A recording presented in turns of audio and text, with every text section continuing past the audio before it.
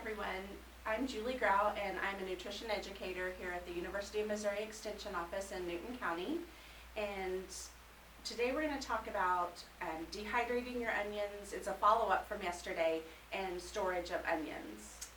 Hi, I'm Eden. I'm a nutrition and health specialist here at Newton County Extension Office, and we're going to look at what we had put into the dehydrator yesterday and how to make it into a product you might use. So we had set 3 trays of onions.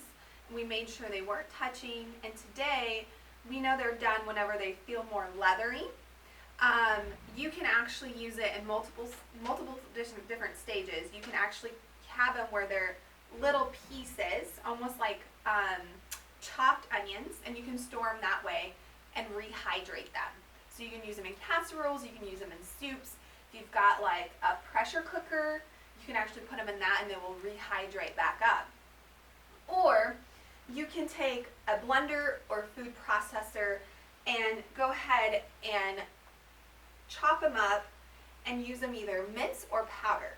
So we had started the process here. As you can see, it's not quite a powder, it's more of a mince. That's kind of the consistency I like.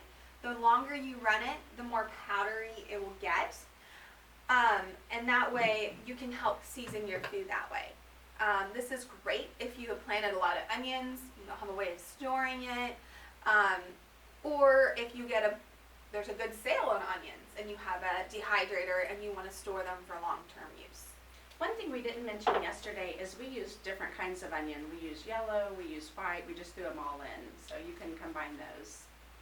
So one thing you want to make sure is whenever you go to store your powder or your minced onion, that you put it in a food-safe container, obviously that's clean. You can use a jar, you could use plastic with a lid. Obviously this is really big for the amount we have, but just whatever you have. You could even use a Ziploc baggie if you had to. But you want to keep it out of direct sunlight, just like you would any other spice. I suggest that you get some masking tape and write the date and what it is that's in that container. If you want to keep it longer, or if you have a lot, you may also stick it in your freezer. When you put it in your freezer, make sure it's a freezer-safe container. Not every container you put in a freezer is a freezer-safe container. Mm-hmm. Another thing you could do with your onion powder, minced onions, is every once in a while just shake it around a little bit. Otherwise, the moisture in it can make it kind of become a little bit of like a block. If you have any seasoning above a stove, sometimes that moisture can make it really hard to break up. So shaking it around sometimes will help, and then it's ready to use. So a great little tip. I hope you guys enjoyed it. We look forward to seeing you guys again. And if you have any questions, just leave them in the comments below. We'll try to get back with you. Thank you. Have a great day.